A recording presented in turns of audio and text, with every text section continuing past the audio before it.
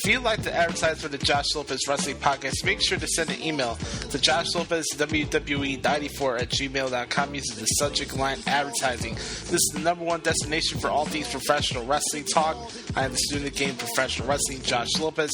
You can follow me on Twitter at NotoriousJoshi. We do this podcast every Tuesdays, and you can check it out on iTunes or on YouTube. Make sure to subscribe, leave an honest review of the show, and we'll love some feedback from you guys. So sit back, strap it down, because episode 43 of the Josh Lopez Wrestling Podcast starts right now.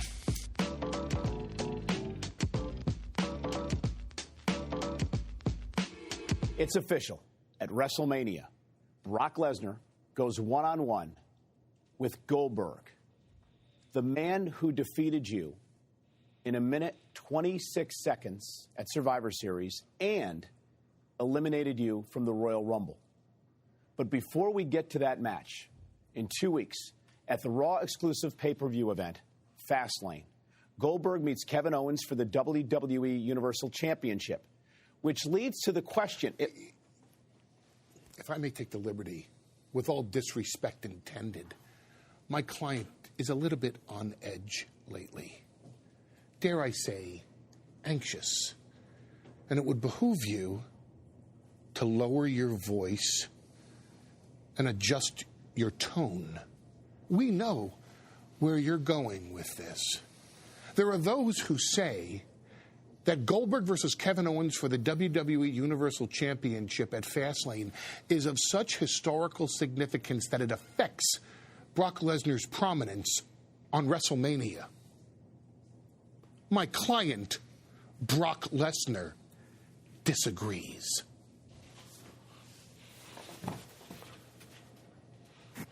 There are those who say that last week Kevin Owens established himself in that beatdown of Chris Jericho as such a formidable champion that Kevin Owens should now be recognized as the most violent title holder in recent memory in WWE. My client, Brock Lesnar, disagrees. There are those who say that if Goldberg takes Kevin Owens lightly the same way we took Goldberg lightly, that Goldberg is in for a long night at Fastlane and Kevin Owens is prepared to shock the world against Goldberg. My client, Brock Lesnar, disagrees. I think Kevin Owens established himself last week. I think Kevin Owens is hitting his stride. I think Kevin Owens is prepared to shock the world against Goldberg at Fastlane. I think Kevin Owens has a shot to walk into WrestleMania, the WWE Universal Champion. My client, Brock Lesnar, disagrees. Because if Goldberg hits a spear and a jackhammer against Kevin Owens at Fastlane, then Goldberg goes to WrestleMania as the WWE Universal Champion. And that's just one more thing, along with Goldberg's health, well-being, reputation, legacy, and career, that the Beast will conquer at WrestleMania. And on that, my client, Brock Lesnar, agrees.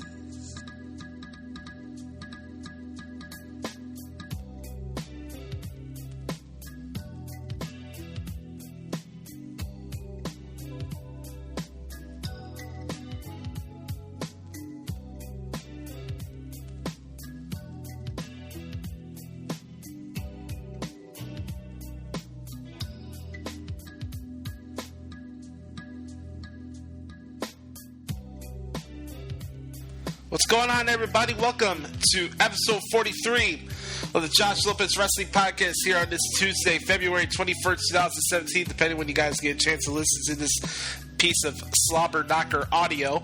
I'm the student game Professor Wrestling, Josh Lopez. You can follow me on Twitter at NotoriousJoshy. The road to episode 50 continues for this particular podcast. It's been fun so far, as you guys know, and I thank you guys, as always, for your continued support of this particular podcast. But I also have other projects that I'm a part of. Brother Carter mentioned it yesterday on his Universal Chatter show that I'm the scribe for the Zone to Wrestle. That's right. I do transcription pieces for WrestleZone.com. That means I cover SmackDown, TNA, Lucha, 205 Live, all the WWE pay-per-views, TNA pay-per-views, every pay-per-view. I'm a workaholic in this wrestling media game, but I wouldn't have it any other way. It's WrestleMania season, and I'm having a blast, man. There's a lot of content to go over each week, but fuck it, man. I am loving it. I hope you guys are loving it too, man, because we have a lot of good things in store for us for this year's WrestleMania. Today's episode is called The Road to Fastlane Continues. That's what you're going to see in the description box of this podcast when it goes on my personal YouTube channel, which you can subscribe to right now. All you have to do, type in Josh Lopez Wrestling Podcast on YouTube, and you'll find a playlist. You'll find all our previous editions of the Josh Lopez Wrestling Podcast, and that's the best way I'm going to direct it to you guys now, because iTunes has been kind of acting up for my end. The place I upload my podcast on iTunes is called Podomatic.com, and they're kind of being bogus with me with storage limits and all this other BS that I'm not getting into it right now, but if you want to get every single edition of the Josh Lopez Wrestling Podcast, and if you're a loyal supporter of this particular podcast, from me to you, I say thank you. It means the world to me that you guys would like to spend your time listen to what little old me has to say about the world of professional wrestling. So, again, thank you guys for the never-ending support, and I just want to pay it back to you guys for giving you top-notch audio and analysis in this world of professional wrestling. So we got a lot to get into today, right? We're just about a week and a half away from Fastlane from Milwaukee and a big Monday Night Raw in Chicago on March 6th. The road to WrestleMania continues. Tonight we got SmackDown Live. We'll get into that and talk about what's gonna go down in this big battle royal. What will AJ Styles do at WrestleMania this year? Lots of questions. As always, if you ever have any questions for me or topics you'd like me to discuss on this podcast, you can send an email to joshlopezww94@gmail.com or send me a tweet at NotoriousJoshy. You can also follow me there as well. If you follow me, I'll follow you back. All I ever ask is don't be an asshole, because I'm deep down inside of me, and a lot of people know me, I'm very chill. I'm not uptight type of person. I'm very easygoing. But if you try to pick a battle with me or try to piss me off, you're going to regret it. I'm just going to mention that right off the bat. But nonetheless, let's move on. I'm really excited, man. I'm really pumped for this week's episode. We got a lot to get to. I think in a couple weeks I'm going to be sharing some of my old interviews I've done in the past with the Pro Wrestling Experience on this particular podcast, just to give you a little something different. That's what my goal is every week. Whether it's the audio pieces you hear in the podcast, and by the way, anytime I play an audio piece, it's direct property of the WWE or TNA or whatever artist I'm using the background rejoin with. It's not my personal property. My goal is, when I'm using these audio production pieces, just to enhance the presentation of the podcast. So hope you guys are enjoying it as much as I am. I think it's something cool. I think we're doing something different with this podcast. And hey, man, I'm doing the podcast now for an hour, 15, hour and a half, right? I think I'm being fair. I'm not keeping you guys all day long like some of the other podcasts that everybody loves that's like 2.5 hours long. I would need a co-host to do that. But hey, I don't have a co-host. It's just me. It's the Josh Lopez Wrestling Podcast. So I got to talk about SmackDown, talk about what's going to happen with Fastlane next Sunday from Milwaukee. It's a lot of crazy things that are going outside of wrestling now. We got people talking about, I want to catch you outside, and how about that? We got we got athletes talking about the earth being flat.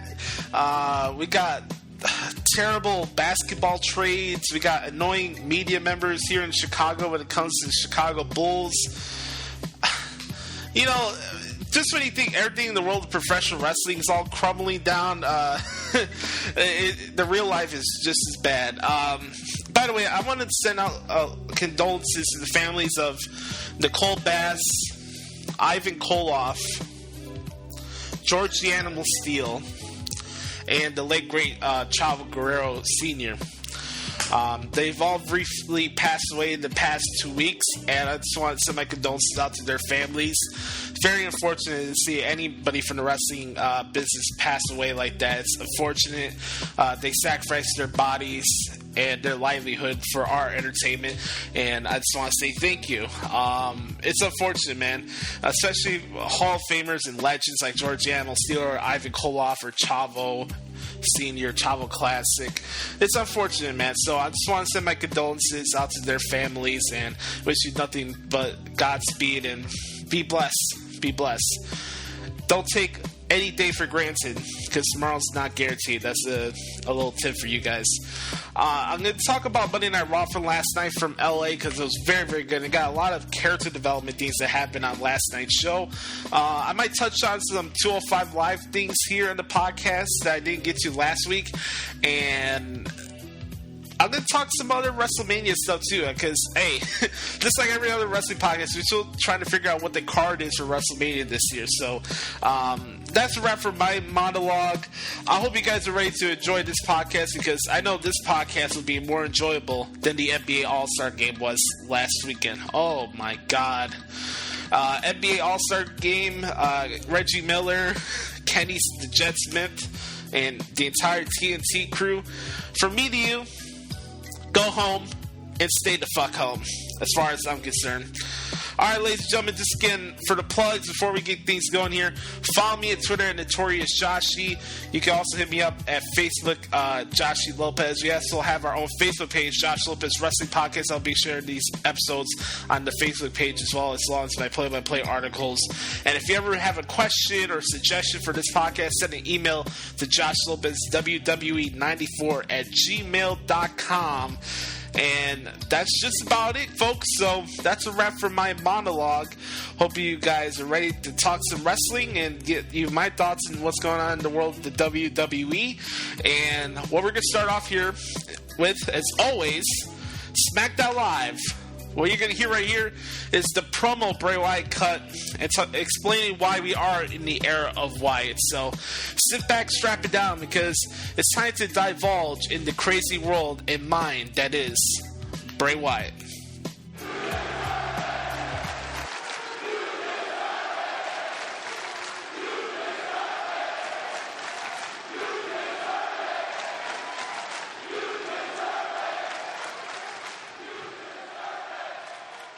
She never said that this would be easy.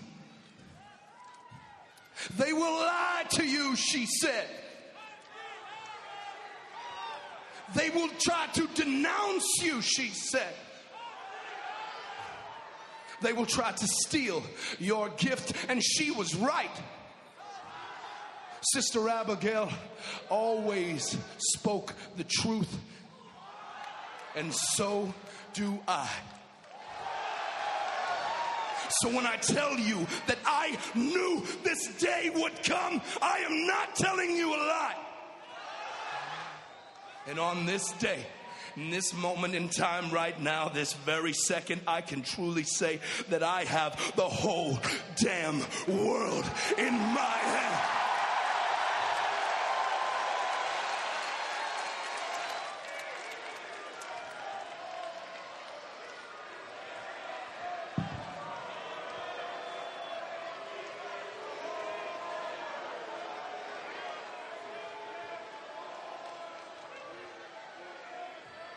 Now, too much power. That can be a very, very scary thing. Not for me, of course, but for all of you. So I say unto you, open your ears and I will sing you a beautiful melody. Open your eyes and I will show you the wonders of this world. Walk by my side and I will lead you to paradise.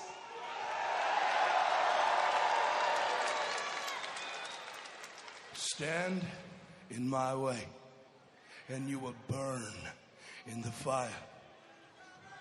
Ladies and gentlemen, I would like to welcome you all to the era of Wyatt!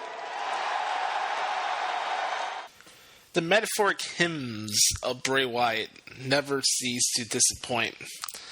Clip right there from SmackDown Live last week. Bray Wyatt coming off the heels of his big championship victory over 5 other competitors in the Elimination Chamber match. We're not wrestling. All right, enough for impressions this week. It's really cool. It's really a nice sight to see with Bray Wyatt as a champion. I always had this stance on the podcast or whenever I was on the match show that for me, like the Bray Wyatt character doesn't live or die by championships or wins and loss records. And I still remain with that, even though that he is the champion right now. I don't have a problem that he's a champion. I saw some people on Twitter this week. It's like, oh, he doesn't look like a champion, and that's just the thing people always got to bring up about wrestling. There's always something that you need to go after. It's never good enough for anybody, and that's why I try to do different with this show. You guys know that. Try to give a different point of view. I'm not saying that everything in the world of professional wrestling is right, but I'm also not saying that everything is bad and it's horrible as people make it out to be. I mean, there's different ways to look at it. I just try to give you a different point of view, and maybe you can understand why certain things are happening. That's my goal. If you still don't like the angles that are going on, I mean, that's your prerogative. At the end of the day, all of this stuff is subjective. I'm not right, but I'm not wrong either, too. So it's interesting. So I think Bray Wyatt being the champion is cool. It's obviously something different. And as far as the You Deserve chance goes,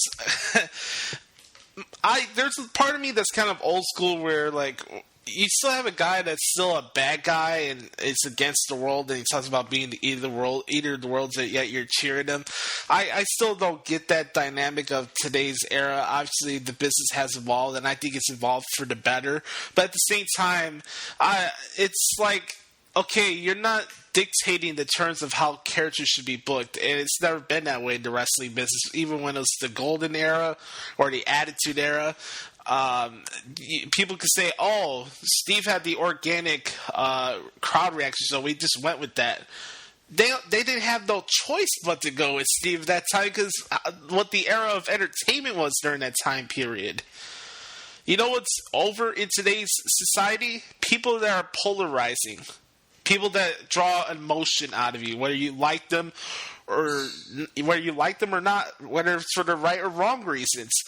People that are polarizing draw people in. As much as I hate LeBron James and Tom Brady, they bring people in for ratings for the NBA Finals or the Super Bowl. I could give a flying fig newt about Justin Bieber, but he gets reactions out of people. I don't know why the Kardashians are still celebrities, even though Kylie Jenner and Kourtney Kardashian may be the 2 finest pieces of ass I've ever seen in my life. But still, there's a difference in looking at things from a fan standpoint and looking at things from a business standpoint. And people that are polarizing get the most reaction out of people. John Cena makes that list. Triple H makes that list. CM Punk obviously made that list over the years. The Undertaker, even Roman Reigns. I mean, you guys can boo the guy all you want. I mentioned this on the Universal Chatter Show last night, that the guy constantly gets one, if not biggest reactions on the program every week, whether it's right or wrong. And the guy's polarizing. He makes you care. What's the one thing that always people talk about with the lack of, mainstream coverage of professional wrestling, or not enough excitement as it was during the Attitude? Everybody says you don't have characters on the roster that makes you want to go talk about it the next day to your friend, or the water cooler conversation, right? I think the term water cooler has changed over the past couple of years, especially when it comes to wrestling and being a wrestling fan. The wrestling water cooling conversations have switched to who's being booked right and who's being booked wrong. That's something I've noticed. Maybe I'm wrong about that. Maybe because we have so many podcasts, it's just the way it is now. But I think the water cooler conversation has changed.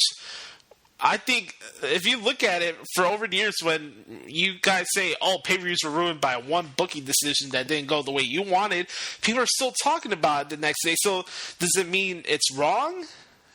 and then it goes back to Bray Wyatt. I mean, you say the guy doesn't look like a champion, but all I saw Monday after the Chamber, all this talk I saw was, oh, it's cool. Bray Wyatt's going into WrestleMania as a champion. Finally, the guy's getting his just due. I think it's very, very interesting, and it's something you guys should think about going forward. You could say something is a bad booking idea, but look at the reaction that comes out of those booking decisions the day after or the week after. And if people are still talking about that same particular topic on a podcast or a radio show or whatever, that means that person did the right thing in that situation, because obviously you had a caring about that situation in the first place. It wasn't that you became indifferent to it. What made SmackDown Live so special last Tuesday with the events of Bray Wyatt and Randy Orton and what's going on with SmackDown Live as a brand right now is that it goes back to something I talked about here in the podcast before. You don't need to know the answers to everything that's going to happen with the Blue brand for WrestleMania right off the bat. Long-term storytelling, especially when it comes to major shows like SummerSlam or Royal Rumble or even WrestleMania for that standpoint, you need to let it play out first.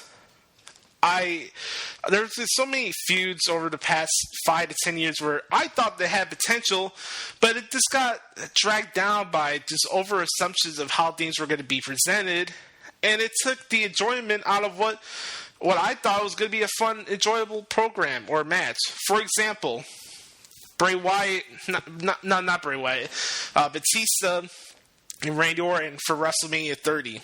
I was actually interested in that program. They never had a one-on-one singles match at WrestleMania, especially with their history of Evolution. It was the 30-year anniversary of WrestleMania.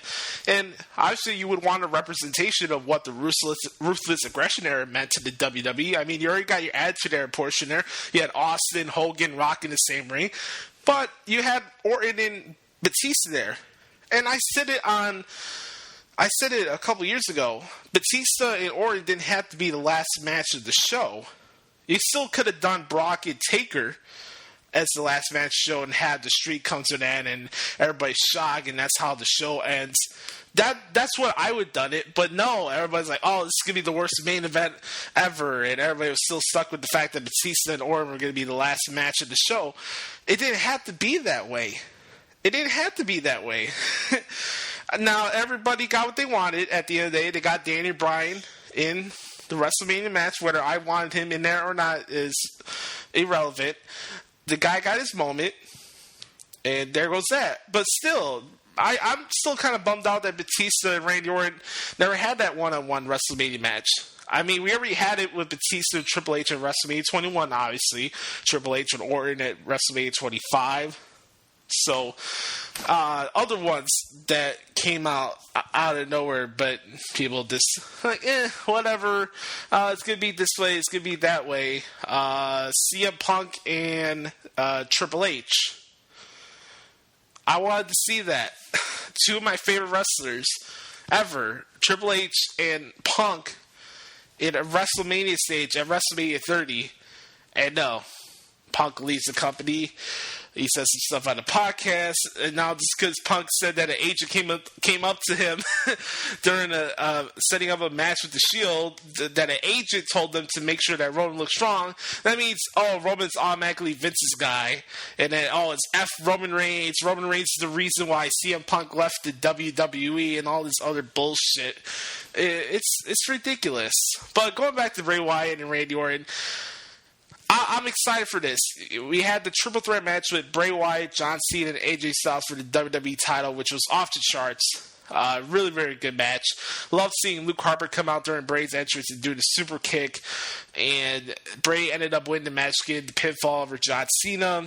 This led to Randy Orton coming out. He gets on his knees and says, I know all the privileges that comes with winning the Royal Rumble match, but I'm pledging my undying allegiance to Bray Wyatt.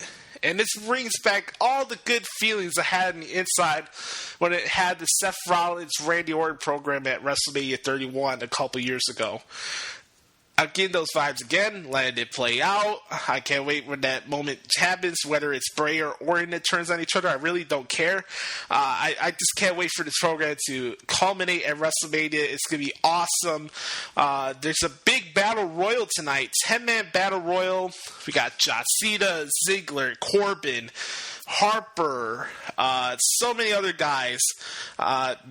Dean Ambrose, Miz, etc., fighting for a chance to take on Bray Wyatt at WrestleMania for the WWE title. I do expect Luke Harper to win this battle royal, and you could call it predictable. I just say it's just a good decision and let that story go along, and then you have all the Wyatts guys go in there and fight each other at WrestleMania.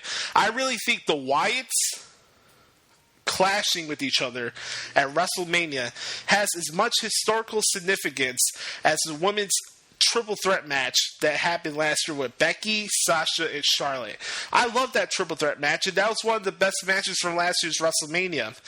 I think Bray, Orton, and Luke have that opportunity to have as just as good match as they did last year or even better. Just with the storytelling that was in that feud last year and the storytelling that's been told in this feud since last fall. I really think Luke Harper will win the Battle Royal.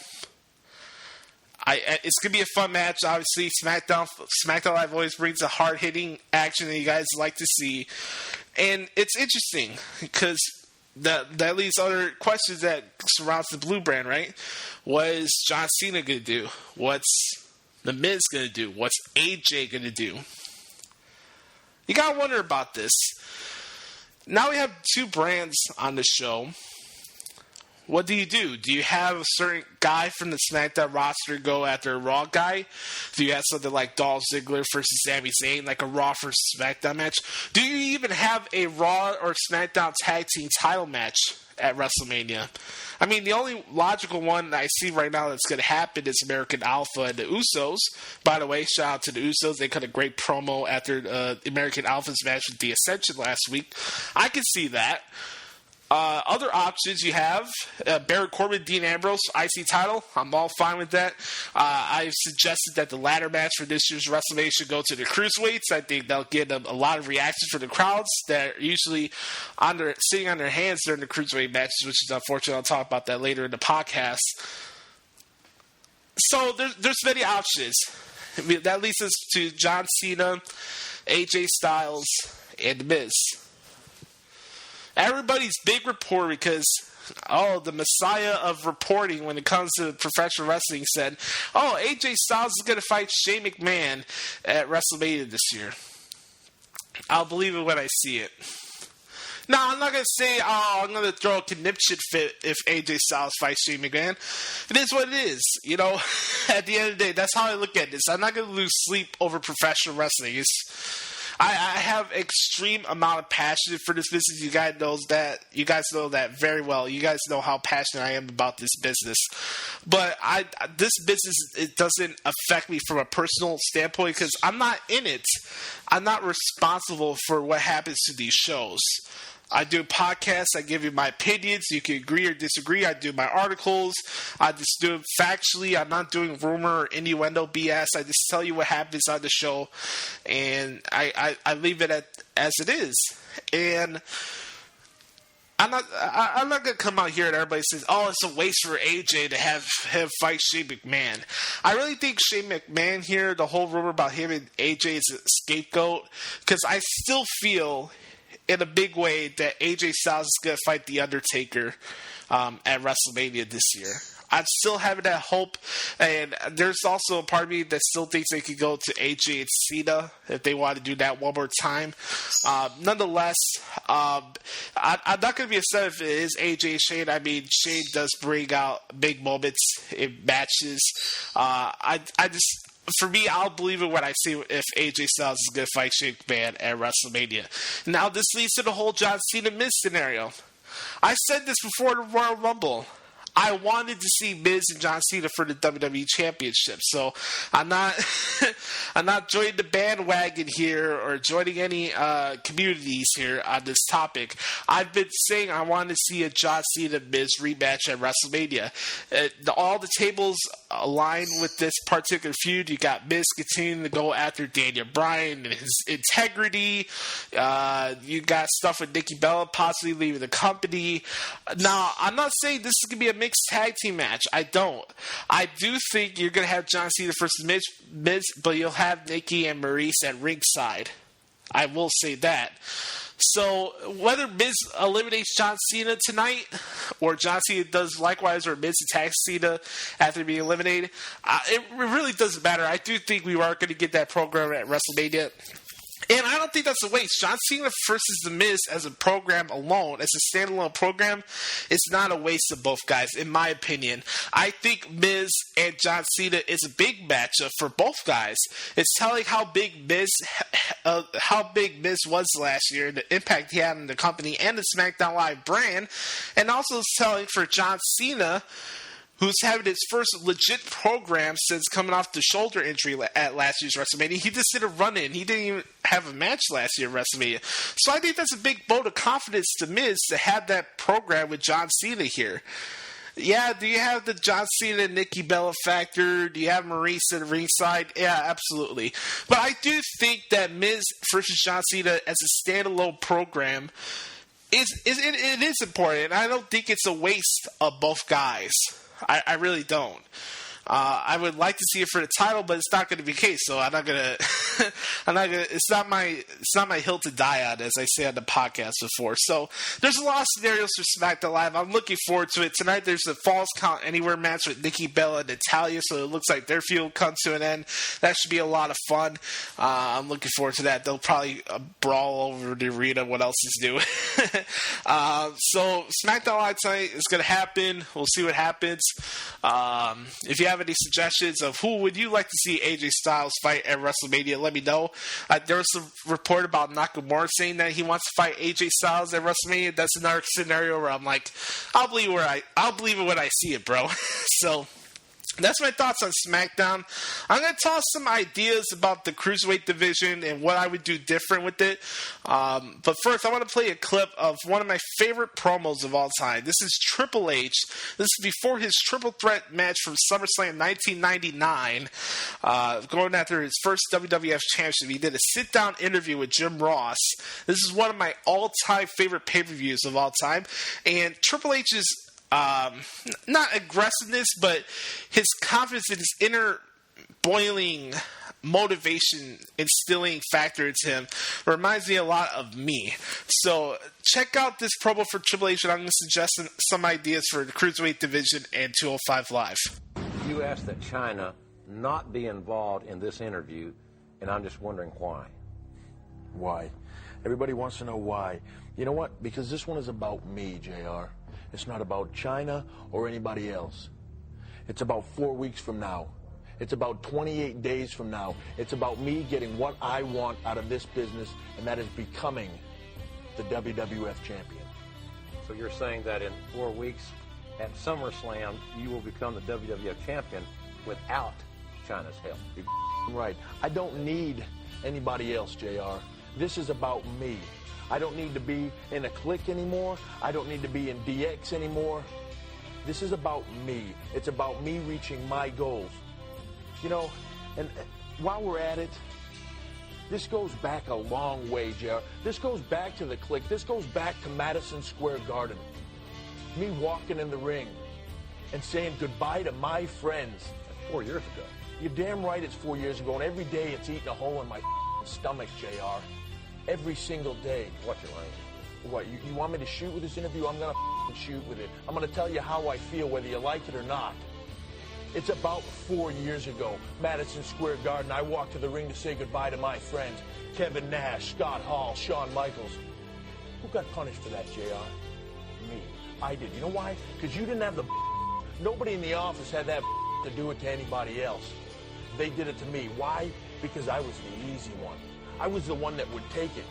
Good old Triple H, he'll rise to the occasion later on. Don't worry about it. He'll come through. We can take care of that now, punish him, get rid of that. He'll come back later. But you know what? That makes me sick in my stomach. Every time I look at you guys, it makes me sick to think what you did to me, holding me back. You guys talk about being students of the game. I am the game, JR. There is nobody that eats, sleeps, or breathes this business more than me. And now it's my time to prove that to the world. SummerSlam is my time to take what is mine, and that is becoming the WWF champion. You know, Hunter, SummerSlam's about a lot more than just you. It's about the WWF title. It's about Jesse Ventura officiating that matchup. To hell with Jesse Ventura. To hell with The Rock. To hell with Austin. To hell with The Undertaker. I own all their asses. Jesse Ventura, I could care less. You want to promote SummerSlam around him? Go right ahead. But when it's said and done, SummerSlam is about me. It's about nobody else. It's about me. It's about me getting what I deserve in this business, and that is what I want, and that is becoming the WWF champion. Boom. How about that, huh? What a promo right there. If you ever have people tell you that you can't do something or they want to put you in a particular box and say you can't do this, you can't do that, fuck that. This is like Triple H said. I used to do the game because that's my metamorphosis. That's what I do. That's how I live my life. That's how I conduct my business. That's how I do my research. That's the motivation of what I do. That's how I look at life. That's how I approach different things, etc., etc., etc. But at the end of the day, I am the best. I have to believe I am the best, because if that's not the case, then why am I doing this in the first place? I'm having a blast, but my goal is to be the best in this game. Whether I'm doing podcasting or whether I'm calling matches for the WWE, I want to be the best at the end of the day. So, transitioning here back to the podcast to talk about Cruiserweight action, right? Yes, 205 Live. We had a big topic about this on the Pipe Bomb last week, which you guys should check out every Fridays on the New Age Insiders Network. Go check that out. Remember to get our Attitude Era Time to Move On member Barry's t-shirt. You remember? I remember. Make sure you get that at represent.com or go to Matt's Twitter profile at McCoolNAI and make sure to ask him for the info to get the t-shirt and tell him I sent you for that information. So, 205 Live. This is all I'm going to say about this, and then we're going to get into Monday Night Raw. For a standalone show and what the Cruiserweights are doing as far as storytelling and their matches and et cetera, I enjoy it. That's not the problem. A lot of people are questioning what's the direction of the Cruiserweights, why it's not clicking with some people, why is this happening or why that's happening. Take the purple lighting out of the arena. Take the purple ropes out of the equation. It has nothing to do with that. I think it looks pretty cool in person that they have the purple stuff, because it's funny. People say they don't do anything to make anything stand out on the show. I bet you these are the same people that said, "Oh, if the Cruiserweights just came out and they had the regular Raw setup, everybody's like, oh, you couldn't make it like the CWC. You couldn't have purple ropes. You couldn't have purple lighting in the arena." It's ass backwards. People like to talk about ass backwards booking, but I like to dish out the people that have back asswards narratives when it comes to wrestling, right? But the Cruiserweights, for what they're doing in the in-ring style and their matches and et cetera, I think it's fine. I don't know what the fans want in the WWE Universe in regards to the Cruiserweights. Do you want an indie-style spot fest? Is that what you want? I'm trying to figure out what is the trigger point to get the Cruiserweights back into momentum. I enjoyed their matches. I thought what they did last night on Raw is probably one of the best uses of the Cruiserweights since they've been part of Raw. And I've always seen the Cruiserweight division be on Raw as nothing more than a promotional tool for 205 Live. That's all it is. And I believe they shouldn't have Cruiserweight matches on Raw. Like what they did last night where they set up the angle, like, oh, we thought Brian Kendrick was going to have a match with Tozawa, but it went the other way around. That helped Brian Kendrick, and that gave sympathy to Tozawa. That worked perfectly. The contract signing with Jack Gallagher and Neville, that was one of my favorite parts of Raw last night. So there's a lot of good stuff going on with the Cruiserweights from a storyline point of view. I feel like, for me, the solution is not going to Full Sail, because the Full Sail crowd is not going to help you out. Just to say, to go to Full Sail is just the easy cop-out, in my opinion, because look at NXT. Look, there's times where I enjoy NXT, and sometimes I'm indifferent to NXT. You know why that is? It's not because what's on the show. It's because the crowd takes the enjoyment out of it. It's all about themselves, self-feeding. You know what? So I'm not going to say the word here, but it does start with a C. But the solution is not putting the Cruiserweight division as a standalone show and then just airing it from Full Sail. I think it's better off to have the Cruiserweight guys do their show before SmackDown. If you want to do it live there, then that's fine. If not, you got to change the title of the show, pre-recorded before SmackDown, and then air it on Wednesdays after NXT. That's the only suggestion I have left for the Cruiserweights, because it's unfortunate. You're getting really good action. I think you're getting the style of wrestling you as the hardcore wrestling fans want in the Cruiserweight division in 205 Live. The matches have been good, and the storylines have been pretty decent. It's just there's no crowd reaction. Are you going to tell me just because there's purple ropes and everything is purple, that means you have to sit on your hands and that's considered a bathroom break? I'm not taking that excuse. It's a cop-out.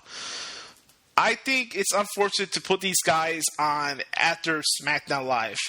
That's just my opinion. I think there would be a very vast difference of crowd appreciation for what the Cruiserweight guys are doing if it wasn't just only after SmackDown. You have to do that before the show. If not, then okay, record it before Raw or something. You guys are going to have them there for Raw. Might as well do it before Raw goes on air.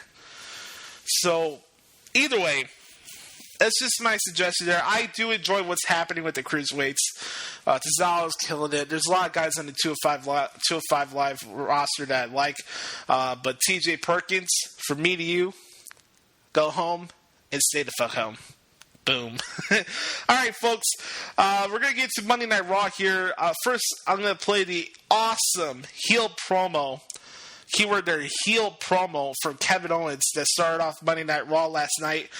And I'm also going to talk about what happened with Mick Foley and Stephanie McMahon backstage, as well as the road to Fastlane continues. Enjoy this promo. We'll be right back. Yeah, there it is. There's the chant. There's the chant that has followed Goldberg everywhere he went his entire career. There's the chant that makes Goldberg think he's invincible. There's the chant that makes Goldberg think everyone believes the hype. Well, guess what? I don't. In fact, I never believe the hype. Even when I was a kid and Goldberg was running through everyone in WCW in mere seconds, I didn't care. Now, Goldberg never impressed me. Not back then, not now, not ever. Oh, but Kevin, what about how he embarrassed Brock Lesnar and beat him in a minute and 26 seconds or whatever the hell it was? Yeah, well, that only happened because Brock Lesnar took Goldberg lightly and Bill got lucky. But that sure as hell won't happen to me at Fastlane, because I know exactly what to expect and what to do. See, because it's a known fact that the longer a Goldberg match goes, the more the scale tips in favor of your opponent. And this isn't going to be one of those 90-second sprint you're used to, Goldberg. No, this isn't going to be your match. This is my match. And in my match, I don't have to beat you. I just have to outsmart you. And everyone everyone, including you, Bill, knows that in that department, you don't even come close to me. Because I know how to play the game better than anyone else.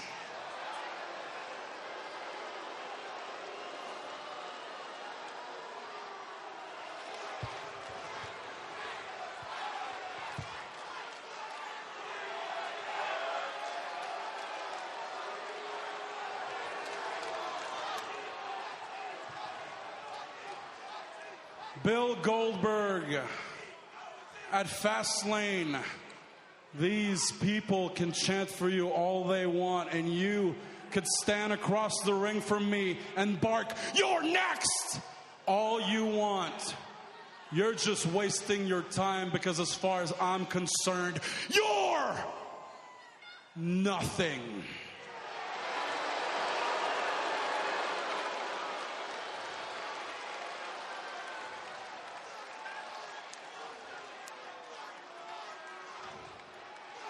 Now, as far as Chris Jericho goes,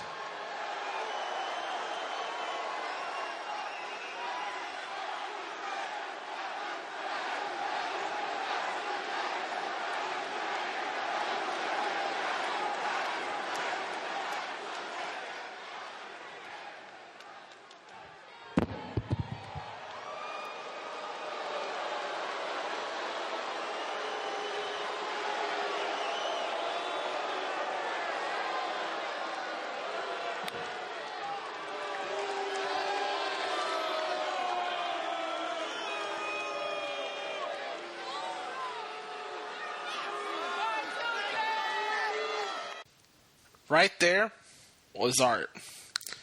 Those boos that I let hang out right there, instead of editing them out, I played them for a reason. Because that's how you get it done. That's just it. That's how you get it done. Man. I know it's just last night as I'm recording this, but I'm still seeping in of how amazing that promo was last night from Kevin Owens. It really brought me back to where Punk was before his WrestleMania match with Randy Orton. I want you guys to go on the network. Type in Monday Night Raw, March 27, 2011. No, March 28th, 2011. It was Raw in Chicago, the last Raw for WrestleMania. And look who started the show. CM Punk, in just about the same position Kevin Owens was to start off the show. I want you to look at that and tell me how similar those promos are. It's heel magic right there. And I have certain biases. Yes, I have a bias to Kevin Owens, so I'm at fault at it. But it was magic, man. I thought it was great. And then what happened later on where it led to a match with him and Sammy, and then Sammy had to use that trigger word again, poke the bear with Samoa Joe. Samoa Joe comes out, as I predicted on the Universal Chatter show, and attacked Sami Zayn, and then Kevin Owens did the work and then picked up the victory. It was awesome. I gotta say this, and I gotta give a shout out to Brother Carter, Derek Sutton. You can follow me on Twitter at Derrico06. I gotta tell you guys, man, doing this Universal Chatter show with Brother Carter for WrestlingRumors.net, it's been a lot of fun. I have a blast doing it. It really helps me enjoy Monday Night Raw and give you guys a different point of view of what's going on instead of you guys reading the same repetitive nonsense you guys read on Twitter every Mondays. So I got to thank Brother Carter for letting me do that. It's a blast. I have a fun time hanging out with him, and I'd love to do it again. So Universal Chatter, Brother Carter does it every Monday and Tuesday. You'll be doing it tonight. So give him a shout out as well. It's really helped me enjoy Monday Night Raw. And it really, I tell them this a lot, that when I do the Universal Chatter show, it's fun. I have a lot of fun with it because it makes the show go by faster. I'm having fun. I'm hanging out with a friend, and it doesn't feel like 3 hours. It doesn't. And I said this before in the podcast. I said on the Pipe Bomb last week, you have yourself to blame if you sit through 3 hours of commercial breaks and et cetera, when it comes to Monday Night Raw. Nobody is telling you in today's society that you literally have to sit down and watch something live as it's happening anymore.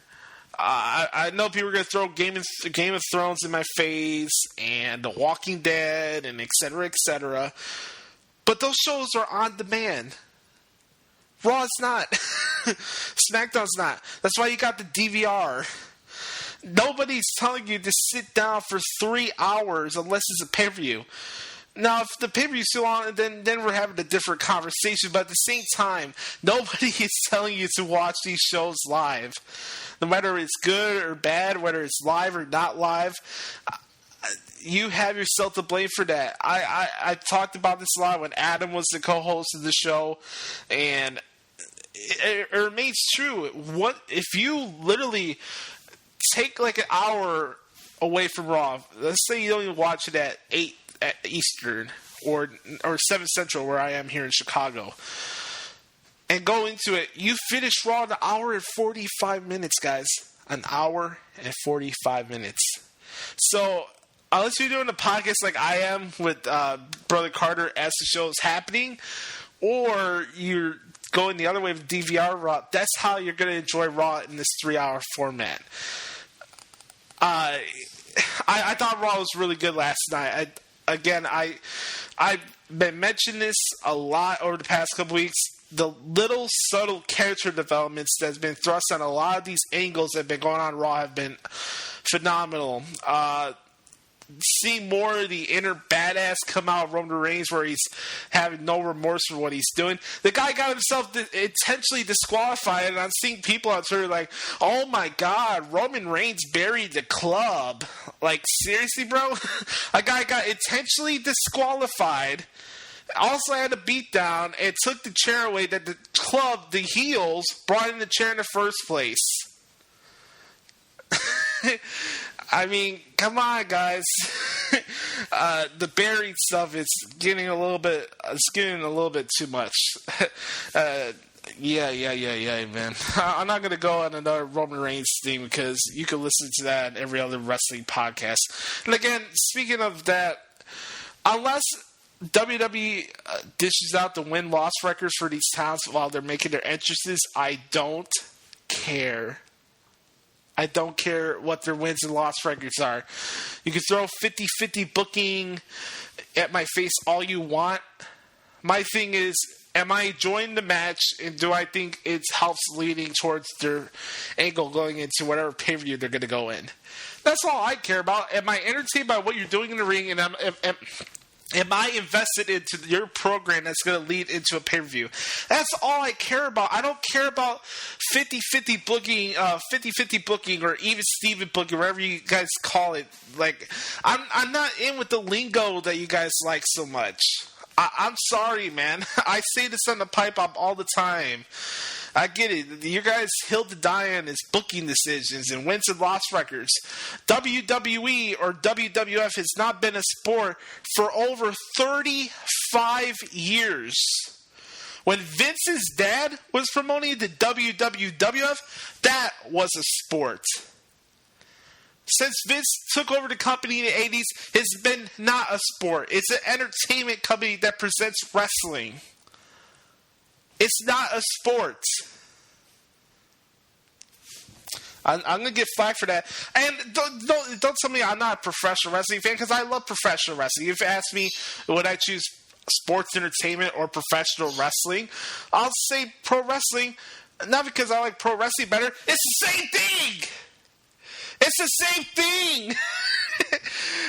Whether it's AWA, NWA, Portland Wrestling, Houston Wrestling, ECW, CCW, Tits and S, Lucha Underground, Ring of Honor, PWG, New Japan, Progress Wrestling, etc., etc., etc. It's the same shit. It's professional wrestling. It's not a sport. It's a form of entertainment.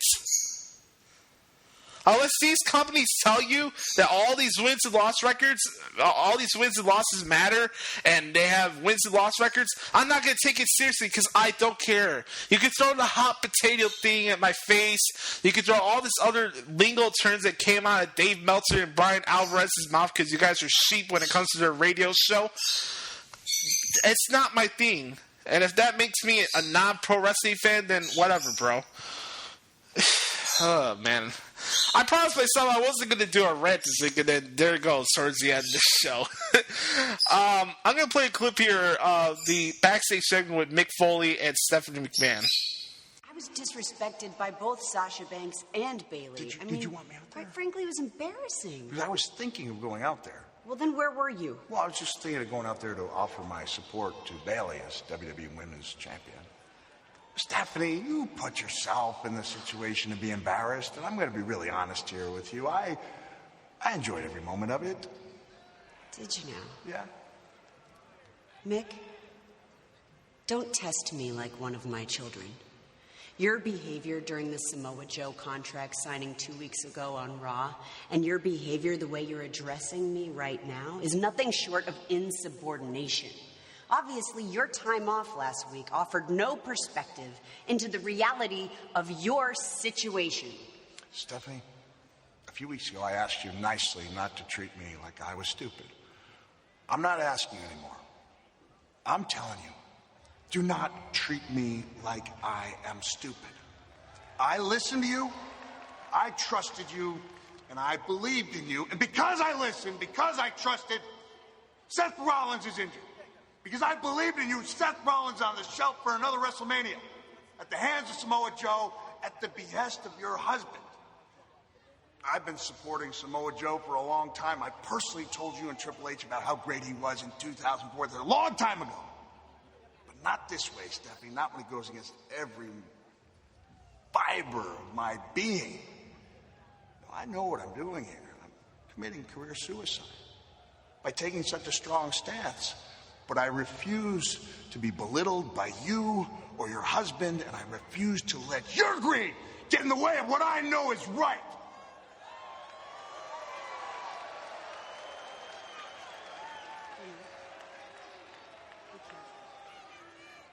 There's a cord on the floor. I wouldn't want you to have an accident. I have a feeling that what's going on with Mick Foley and Stephanie McMahon and the whole Samoa Joe factor are all going to intertwine with each other at WrestleMania. I do think Triple H and Seth Rollins is still going to happen at WrestleMania, and that's fine. That's going to be a blast. I'm looking forward to that match. And by the way, I'm going to be down there in Orlando for WrestleMania 33, so I'd love to meet all of you guys down there. Just hit me up, and I'd love to meet you guys. No big time or big league people. I'm not that type of guy.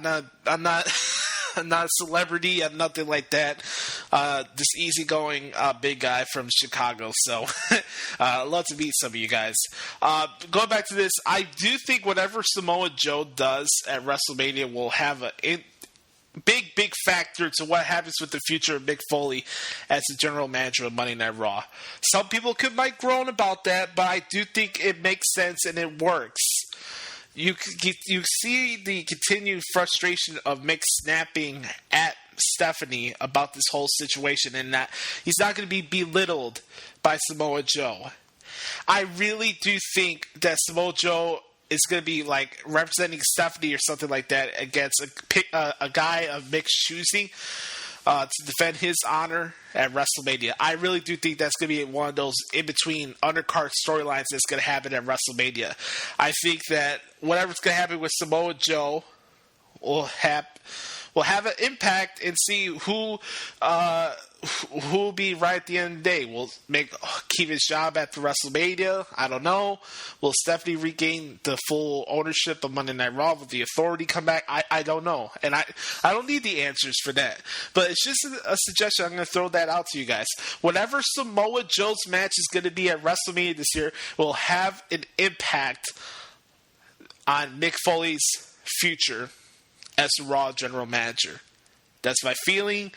I think that's what's going to happen, and I don't mind it, actually. I want to give a shout out to Nia Jax because I thought she cut a very, very good promo after her squash match last night. Just wanted to get that out of the way. I see all this hate for Nia Jax, and I'm like, what's there to hate? She's hot. At least in my opinion, I think she's hot, and she whips people's ass. Maybe the gear is a little bit too much for my liking, but it is what it is. Also, no shout out to Bayley, Sasha, Charlotte, and Stephanie for the women's segment last week. I think we are going to head that route again towards WrestleMania, where you're going to have like a multi-women's match for the Raw Women's title. I do agree with that. It looks like sooner or later Sasha is going to go after Bayley, and the boss will finally return, and Matt will have the biggest celebration of his life, and Christmas will come early for him and Raj and all the other Sasha fans out there. Sasha and Charlotte went at it again, and the Great War returned. The Great War returned. And I was watching this with Brother Carter. Brother Carter's representative of Charlotte. I was the moderator of the debate between the guys. Personally, I have a personal preference to Paige, who I think is better than both Charlotte and Sasha, but that's my opinion. But it was really funny. We had a good laugh about that last night. And also, shout out to the New Day. They did an awesome job with that segment with a lot of enhancements. I was laughing my ass off. It was great. Especially where Xavier Woods goes up to Lana from behind and blows the trombone right up her ass. Who wouldn't want to do that, whether it's an instrument or not?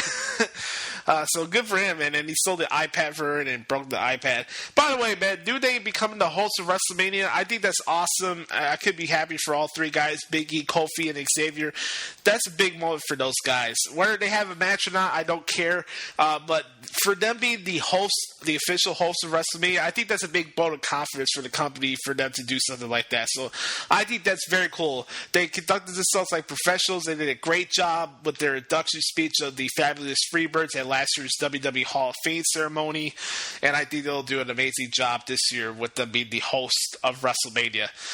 I cannot finish this show without telling you my thoughts about the Braun Strowman Big Show match. And I'll be surprised. I should be surprised. This is the last thing that was going to come out of my mouth before we ended this week's podcast. I was surprised.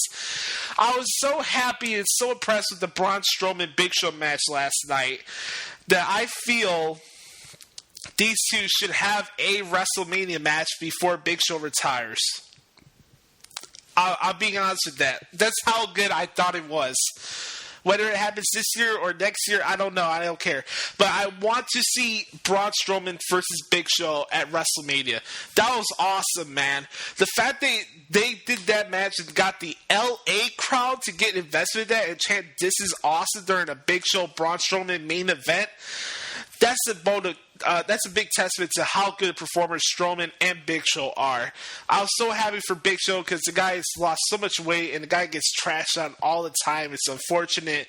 But seeing what he did with Braun Strowman and then how Braun Strowman laid out Roman again to close out the show last night, it was awesome, man.